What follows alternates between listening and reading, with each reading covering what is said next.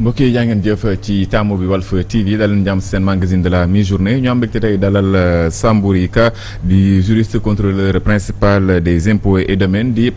bindkat moom moo bind téere bi dippee ko éducation financière et investissement en bourse en Afrique apprendre à devenir riche grâce au marché financier exemple de la BRVM maanaam naka la ñuy jàngee ngir utum koppar mën ko it gën a lawal moom lañ fas yéene waxtaanee tey ci seen magazine de la mi-journée sëñ bi ka ñu leen nuyu dina dalal ci Walf TV. jërëjëf monsieur Guèye maa ngi lay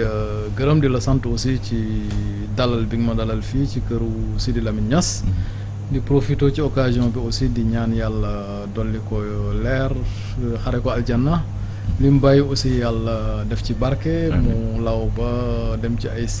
sëtaatam donc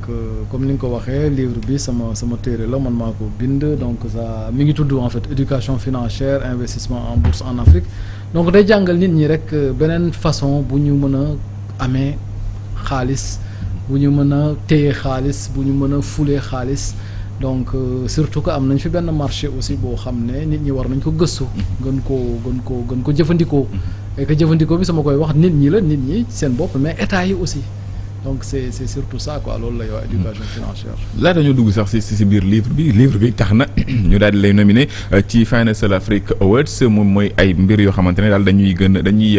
sargal ñi nga xamante ne ñoom ñoo war a yëngu yaa ngi ci catégorie économiste de l'année. Financial Africa Awards d'abord lan la ak catégorie boobu lan. waaw Financial Africa Awards mën nañ ne benn këru taskatu xibaar ñoom ñoo koy organiser aussi daaw sax d'ailleurs édition bi daaw fii la amoon à Dakar mais bii am ren mi ngi am Mauritanie au mois de juillet au mois de décembre prochain donc ñoom dañuy benn raaya ay raaya yu bëri la ñuy teg yoo xam ne am na ay raaya yoo xam ne pour banquier de l'année la am na raaya yoo xam ne pour économiste de l'année la man ci catégorie boobu lañ ma tànn bi ñu may tànn nag ci livre bi moo tax en fait ñu tànn ma donc ba tax na aussi maa ngi ñaan sénégalais yi dolli ma ñaan donc et puis aussi ñu votel ma parce que soo bëggee participer ci vote bi mën nañ voter jusqu'au 10 je pense 10 novembre mercredi donc am na site buñ prévoir pour ça donc soo fa demee da ngay gis catégorie yi bon moi je suis dans la catégorie de l'économiste de l'année am na yeneen téere yu ñu sélectionné quoi donc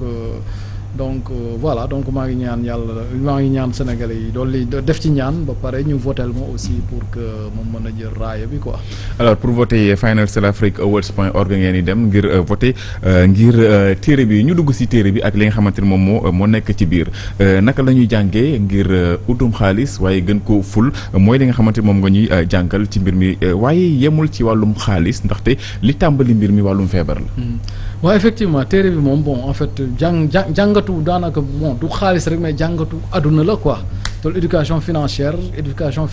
parce que koppar amul lu mu bàyyiwul santé bàyyiwul éducation bàyyiwul donc pàcc boo jël rek am na nuñ ci war a gëstoo am na nuñ ci war a doxalee pour mën a yaxanal en fait day dimbale nit ñi pour ñu yaxanal pour aussi li ñu yaxanale ñu mën ko ful. donc en fait effectivement téere bi ci tàmbali bi day waxu santé parce que effectivement dama am sama benn doom bu feebaroon bi muy juddu après aussi ci problème de santé yooyu dañ ko mujj évacuer au Maroc donc pour dire aussi que wér-gu-yaram mooy lépp c'est-à-dire tey nit ki pour nga liggéey il faut nga wér nit ki pour nga xalaat il faut nga wér et que fii en Afrique la ñu nekk tey ku ci am tey parce que wér-gu-yaram suñ ko waxee tey soo duggee ci kër gi tey su ci kenn feebaree rek mais day law parce que kenn su feebaree mën na tëral ñëpp quoi parce que ñëpp dañuy mujjee bàyyi li ñu doon def ñëw di toppatoo kooku ba mu wér ba tax na nag moo tax wér-gu-yaram dañ ko war a gën a fonk dañ ko war a gën a yombalal aussi parce que aussi fii Sénégal lañ nekk mais gis nañ ne wér-gu-yaram dafa cher ba pare aussi jàppandiwul ça il faut le reconnaître aujourd'hui te am na ñu bëri tey ñoo xam ne feebar nañ ci mënuñ fi fajoo mais loolu aussi ay moyens ñoo koy def même fekkee tey dañu war a jëlee ay tubaab yuy faj wala ay indiens yu ñuy faj mais nañ leen fay indi leen fii ñu ñuy faj donc parce que wér-gu-yaram dafa cher et puis non seulement dafa jafe mais aussi wér-gu-yaram dafa cher nit ñi ñu ko ñu ñëpp ko attan ba tax na donc état lu mu ci def rek doyul donc war na gën a jàppale nit ñi parce que nit ki tant que wéroo doo xalaat tant que wéroo doo liggéey donc soo wérul doo productif donc wér-gu-yaram lañ war a njëkk a toppatoo déjà mettre ñiy liggéey ci wér-gu-yaram dans de bonnes conditions créer aussi de très bons plateaux techniques c'est vrai que ñu ngi def ay efforts yu bari ñu ngi koy def di tabax ay hôpital di recruter mais ñu recruter il faut ñu mettre leen dans de bonnes conditions hôpitaux yi aussi il faut ñu équiper leen ba tey ñiy dem c'est-à-dire tey ab président wala ab ministre tey waratul fajoo ci bitim réew loolu déjà dès l'instant que Sénégalais yi fii la ñuy fajoo amul benn autorité bu ñu war a parce que c'est des autorités publiques buñ fàtte loolu tey loolu du privilège chargé la autorité publique yi ñoom ñoo war a njëkk a faju ci suñu hôpitaux yi ba pare fekkee ñoom tey dañuy faju suñu hôpitaux yi mais dañ fexe tey bu plateau technique bi élevé ce qui fait que tey sénégalais bu war a mën a faju aussi dañ la faj fii mais ñu yombalal ko surtout sénégalais parce que du ñëpp la seen loxo jot seen ginnaaw et que pour ñu yombalal leen ko aussi possibilités yi am na fi mën nañ utiliser surtout système assurance yeeg xam nga ak système coopération bi pour vraiment yombalal population yi ñu mën a faju suñu feebaree ñu mën a faju parce que faju dafa cher et puis ku mu dal da nga xam ne faju yombul quoi Sambou Ka yaa ngi naan yombul dafa cher déjà te jàppandiwul ñàkk jàppandi boobu sax moom moo tax da nga mujjoon dem ba Maroc ngir mën a faj gone gi waaye voyage boobu daanaka moom moo ubbi say gët ndax da nga daje koo xamante ni dafa mujj nekk sa tàggatkat sa coach. ci ab livre boo xamante ne bind na ko tuddee ko Père riche Père pauvre. donc ñàkk jàppandi bi su ma ko waxee sax mooy par exemple bon c'est vrai que sama doom bi ñu gëstoo xool analyse ak yooyu yëpp dañ ne mënuñ ko fi opérer dañ ko waroon a opérer une opération du cœur. et que soo demee tey hôpital Albert Royer soo demee tey hôpital Fann. am na fa centre bu ñuy wax centre Koymo ku fa doxantu surtout j'invite presse bi ñu doxantu fa gëstu quoi parce que man bi ma fa demee aussi y a une liste d'attente à la limite nit ña fa nekk tey yaakaar bi ñu gën a am tey mooy ñi ngi ko yaakaar ci ay ONG yuy ñëw pour évacuer xale yi donc ñun suñu yaakaar tey ñi ngi ko yaakaar li ci ëpp tey ci bitim réew donc war nañ dem gëstu et que man dem naa Maroc fi ñuy fajee sama doom bi fañ ko fajee tey loolu mën na am fii donc jarul woon ñu koy évacuer et que bon maa ngi gërëm nag di sant état du Sénégal bi nga xam ne moom moo ko évacuer foofu jël ko en charge mais je pense que li ma fa fekk aussi mën nañ ko am fii donc effectivement moo doon gën a simple sax quoi. donc en tout cas li ma fa fekk moom xam naa ne mën na parce que fajkat yaa ngi fii plateau technique bi mën nañu ko fi créer tey même fekkee dañuy wuti tey ay indien wala ay kii ñu ñëw c'est-à-dire yokk suñu xarañteefu médecins yi gunge leen bu ñu gën a xarañ loolu aussi nañ ko def su ko jaree et je sais que parce que man évacué nañ ko par chance je suis un fonctionnaire j'avais une prise en charge mais ñaata nit tey ñoo fi nekk amuñ prise en charge parce que c'est des opérations qui demandent entre 5 et 10 millions loolu am na ñoo xam ne dañuy liggéey ba xëy dee mënuñ ko dajale donc nag am na ñoo xam ne donc seen doom finalement ils sont condamnés à mourir ici ou bien à bénéficier accessoirement benn évacuation sanitaire donc voyage boobu nag effectivement comme ni nga ko waxee moo ma permettre en fait dafa am benn téere rek bu ma dal au Maroc téere boobu nag bon c'est vrai que téere bu siiw la aussi mi ngi benn américain moo ko bind mi ngi tudd Robert Kiyosaki day wax en fait ci biir téere bi dafa génne ñaari façon nit kenn ki def ko tuddee papa ju amul ok ak keneen ki mun tuddee ko papa ju am mooy père riche père pauvre mais nag jàngat bu rëy moo nekk ci ginnaaw parce que ginnaaw papa ji am ji mooy kan mooy du ki am xaalis parce que foofu daf ñuy jàngal ne kat c'est-à-dire am au fond du xaalis mais am xam-xam la d'abord donc loolu donc nee na papa ji ñuy wooye tey père riche mooy papa ji am mooy papa ji yeewu rek ji yeewu mën a lijjanti boppam mën a def ay pexe tey ba taxawal entreprise mën a def fexe tey ba yor njabootam mën a def pexe tey ba denc mën a denc xaalis pour que parce que dund gi ñu nekk tey dafa bëri risque c'est-à-dire tey mën ngay liggéey mais accident day am feebar day am donc nee na papa ji yeewu mooy papa ji nga xam ne tey dana mën a fexe ba heure bu ko gàllankoor dalee mu mën a am lu mu fajee gàllankoor bi mais du ki nga xam ne tey parce que papa jooju aussi ça ne signifie pas ku jàng parce que mën nga bañ a jàng nekk un père mën nga bañ a jàng nekk un père riche fekk tey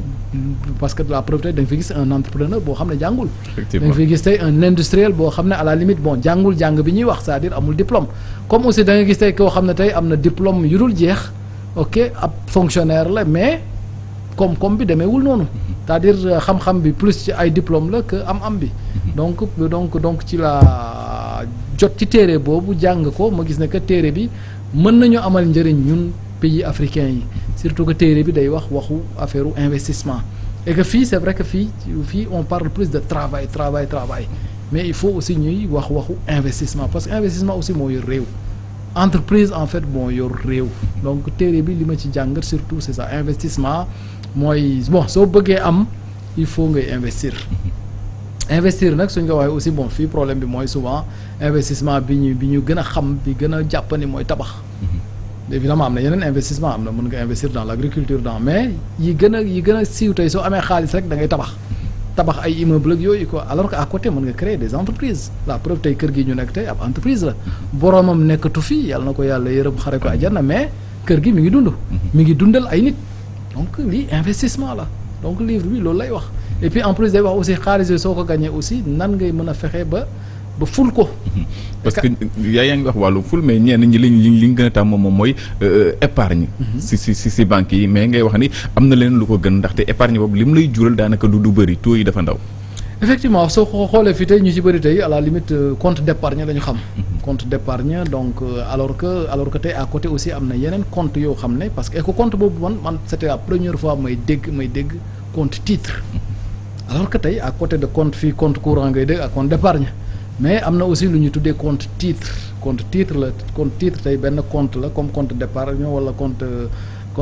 courant mais bu lay permettre ngay investir donc comme ni ngay tijji tey compte bancaire mën nga tijji compte titre tey mu lay permettre nga mën a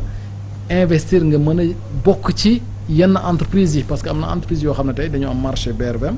marché bi mooy wax marché la ab jaba la comme on dit boo xam ne tey ay entreprise ñoo fa nekk et puis ay entreprises yu mag soo jëlee tey Sénégal soo tuddee Sonatel ñëpp xam nañu entreprise bu mag la soo tuddee Total Sénégal ñëpp xam nañu entreprise bu mag la te ku ne tey bëgg nga bokk ci capitalu Total Sénégal ku nekk bëgg nga bokk tey ci capitalu Sonatel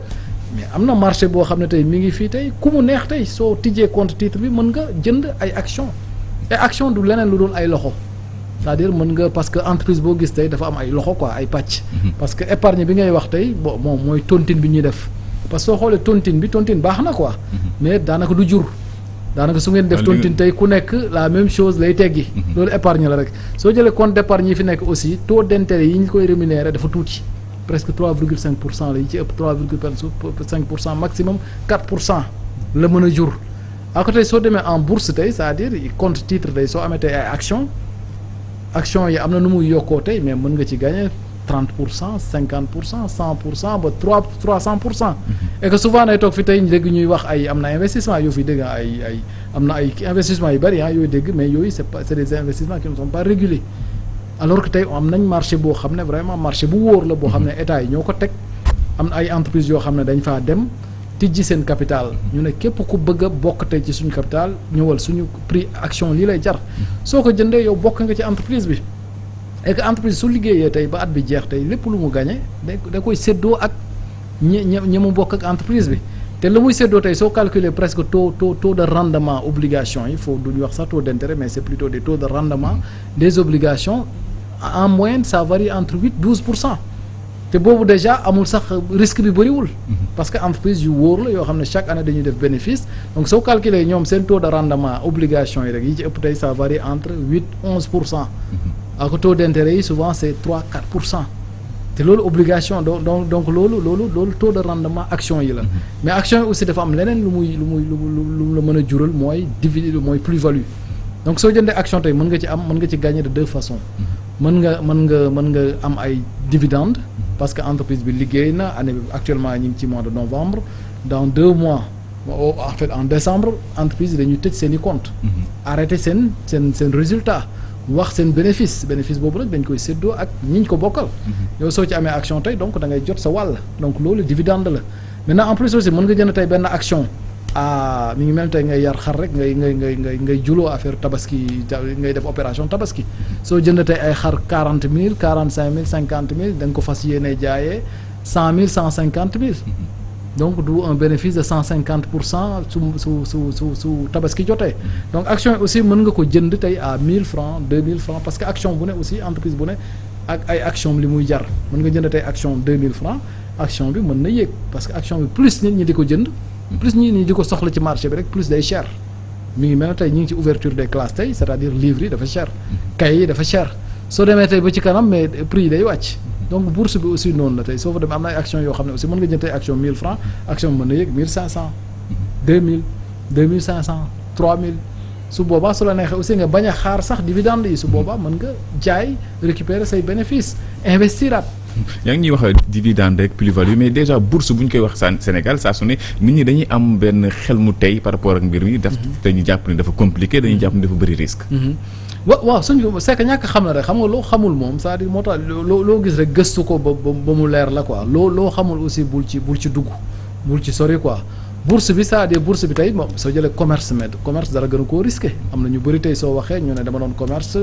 leble naa samay tissu dama jëndi woon ay tissu ñëw leble naa ko kenn fayu ma am na ñoo xam dañu importer ay oto ñëw à la limite dañ ko jaayee à perte donc investissement moom moo ànd ak risque mais bourse bi aussi c'est-à-dire ni risque amee ci yeneen secteur d'activité yi noonu la risque amee ci bourse bi mais risque bi gën a rëy mooy ñàkk xam li ngay def risque bi gën a rëy tey mooy ñàkk xam li ngay def parce que souvent risque bi dañuy naan mën nga jënd action yi daanu mais action yi day daanu action yi day jóg ok et que liy daaneel action il faut nga xam lan mooy tax action bi daanu ak lan mooy tax action bi jóg parce que en bourse tey bourse yow tey da ngay investir ci ay entreprise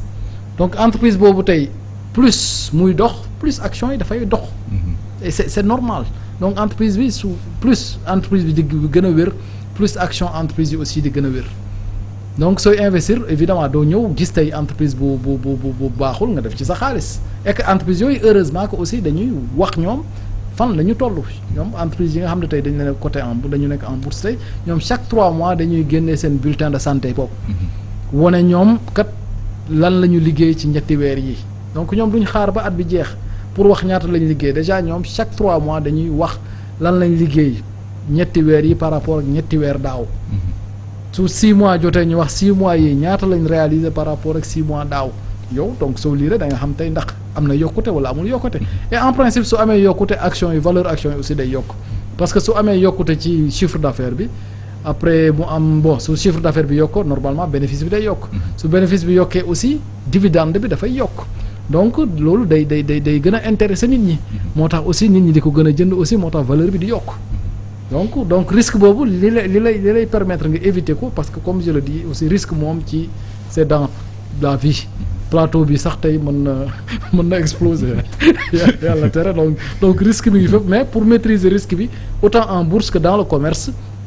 ou bien dans l'industrie il faut nga jàng il faut jarul yenn jàng yi nag quoi il faut nga gëstu c'est-à-dire nga gëstu li ngay def balaa ngay dugg ci dara tey rek nga gëstu ko bañ a def ni Sénégalais yi def dégg ne am na ay investissement yoo xam ne soo ci dugalee sa xaalis de voilà te rek nga dugg ci fekk xamoo investissement yooyu ndax wóor na wala wóorul ndax investissement yooyu fii la en Afrique wala c'est ailleurs am na ñu bëri tey ñu ngi tijji ay compte en ligne c'est vrai que mën nga ci gagner mais wóorul parce que mën nga yeewu ñu ne la tëj na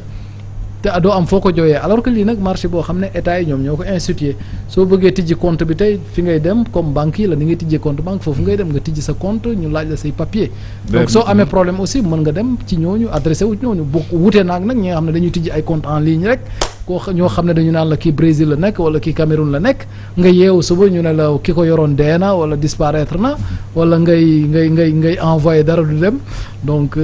c'est surtout pour éviter ça sooy investir moom gëstul fi ngay dugal sa xaalis ndax wóor na wala wóorul ndax leer na wala leerul mais lii marché la boo xam ne état yi ñoom ñoo ko taxawal ni ñu taxawalee BCEAO noonu parce que BCEAO moom affaire u koppar lay lijjanti mais BRV moom affaire u action ak ay obligation moom loolu mooy liggéeyam.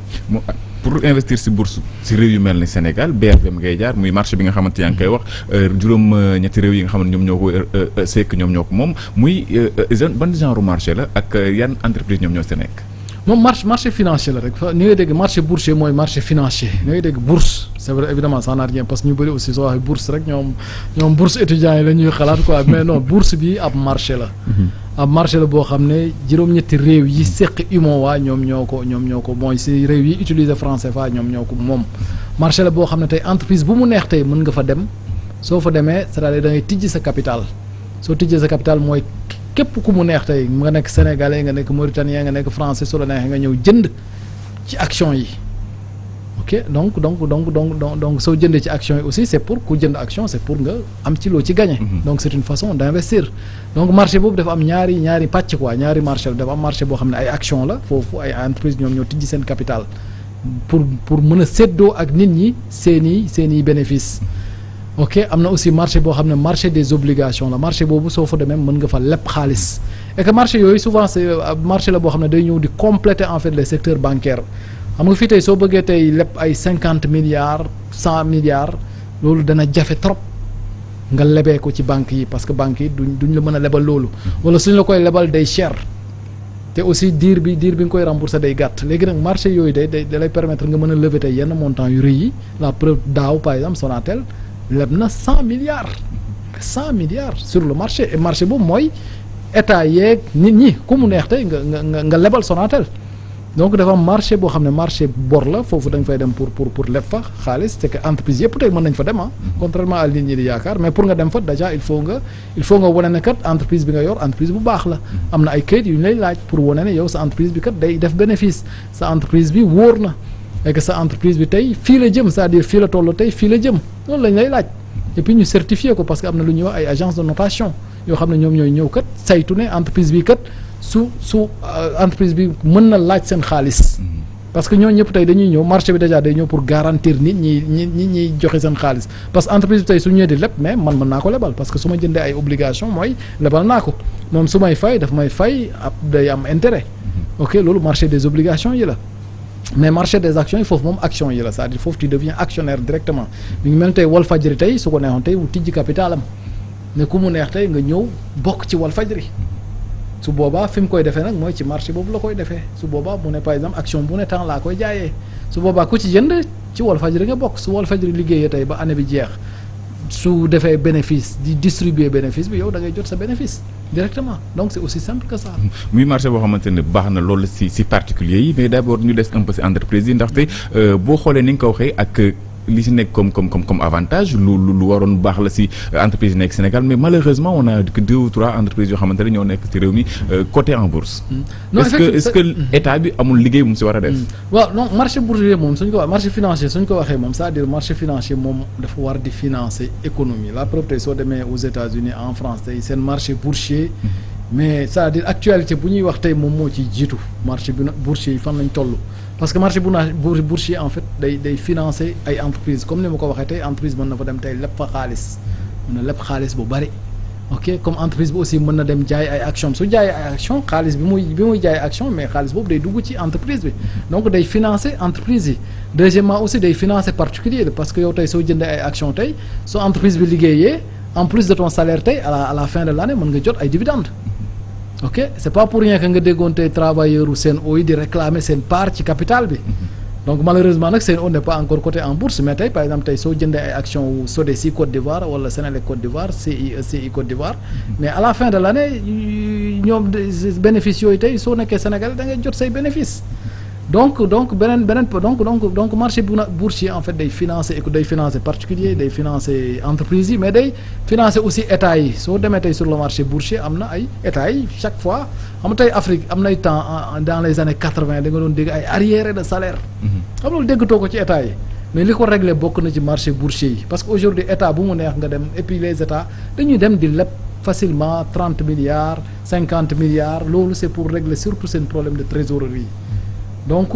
problème bu donc pour dire que marché bi day financer particulier day financer entreprise day financer état yi mais maintenant nag aussi état yi peut-être que ni ñu waroon a jëriñoo marché bi jëriñoo wuñ ko parce que marché bi état yi suñ ko jëriñoo woon dëgg tey amaana suñ économie dana gën a développer parce que tey soo jëlee suñu état bu nekk tey am nga ay entreprise nationale ay entreprise nationale yoo xam ne état moo ko moom dañu naan la capital entreprise bi yëpp état moo ko moom mais état yooyu tey déjà mën nañ utiliser capital boobu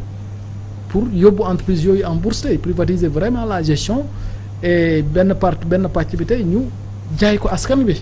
su boobaa ku nekk Sénégal ak suñ mbokk immigré yi ku nekk da nga mën a jënd ay action ci entreprise yooyu ce qui fait que entreprise yooyu non seulement danañ continuer état bi même su ko defee donc état dana continuer di leen contrôler mais aussi entreprise yooyu danañ continuer di fay impôt ni mu waree parce que entreprise yi nekk en bourse à la différence ni ñu wuteeg yeneen entreprise yi ñoom en fait ñoom ñoo gën a transparente parce que ñoom chaque ñetti weer dañoo war a publier seeni résultats chaque trimestre chaque 6 mois dañuy publier seen résultats seen assemblée générale c'est public ku ci am action mën nga ko et puis seen résolution yi dañ koy publier point par point du convocation rek la ñuy publier dañuy publier seen résultat seen résolution assemblée générale wax ñaata la ñu gagné ñaata la ñuy fay li ñu gagné ñaata lañ ciy fay ci dividende bu ne ñaata lay toll. xam nga loolu foofu la transparence yam su boobaa même état pour mu contrôler entreprise yooyu xam lan la ñuy liggéey effectivement day yomb donc bourse bi donc état yi jëriñoo wuñ ko ni ñu ko war a jëriñoo suñ ko bëggee jëriñoo dëgg-dëgg dañuy déjà ñoom entreprise yi ñu yor moom leen parce que am na entreprise yoo xam ne tey état moo leen moom. def leen di yóbbu en bourse. su boobaa déjà day permettre déjà sénégalais yëpp tey ku bëgg tey investir nga mën a jënd ci action yooyu. la preuve tey aujourd'hui sénégalais yi mënuñu ko def ti au Sénégal mais ñu ngi koy def en Côte d'Ivoire. et en le faisant en Côte d'Ivoire aujourd'hui nous enrichissons les entreprises ivoiriennes. donc tey soo investir ci ay entreprises ivoiriennes parce que marché bi permettre na la ko alors que bëggoon nga investir tey ci ay entreprises sénégalaises mais entreprises yooyu elles ne sont pas cotées et ki koy yóbbu tey en bourse c'est l'État. maintenant su weesoo état tey yeneen industriels yi fi nekk yu mag yi aussi ñoom aussi war nañ commencer xalaat ubbi seen capitalu entreprise yi parce que ñoom ni ñuy wootee naan état bi na leen jox seen wàll ci entreprise étrangère yi fiy ñëw ci capital bi mais ñun sénégalais yi aussi parce que entreprise yooyu aussi ñun ñoo leen fi samp c'est vrai que am na ku leen samp mais ñun ñoo tax entreprise yooyu di dox parce que ñun ñooy jënd tey seeni production ñooy jënd seen gasoil ñooy jënd seen ginaar ñooy jënd seen farine donc entreprise yooyu ñun ñoo tax ñuy développer donc ni ñuy réclamer seen wàll ci entreprise étrangère yi fii ñëw ñun sénégalais yi aussi noonu la ñu war a réclamer suñu wàll ci capitalu entreprise yooyu. muy entreprise yi ñu terminé ak particulier bi nga xamante ni dafa bëgg investir en bourse possibilité yi mu am mooy jënd action wala jënd obligation mais est-ce que accessible na si ñëpp est-ce que y a rien de trop technique. non nit ñi ñàkk xam la rek xam nga ñàkk xam moom soo xamul rek xamoo quoi mais fi ñu toll comme ni ma ko waxee ni ngay tijjee compte bancaire noonu ngay demee tijjee lu ñuy wax un compte titre et que même soo jàngul tey am na ñoo xam ne man j'ai reçu beaucoup de personnes yoo xam ne jànguñ mais c'est des millionnaires c'est des industriels am nañ ay sociétés mais même suñ jàngul tey am nañ doom buy jàng kooku sax mën na leen a gérer seen compte titre et que n'importe qui tey ku am tey un minimum de versement de 100 000 150 000 mën nga tijji compte titre et avec 100 000 déjà mën nga jënd ñeenti action Sonatel mën nga jënd fukki action Total Sénégal mën nga jënd fanweeri action Bank of Africa Burkina Faso soo bëggee donc ku nekk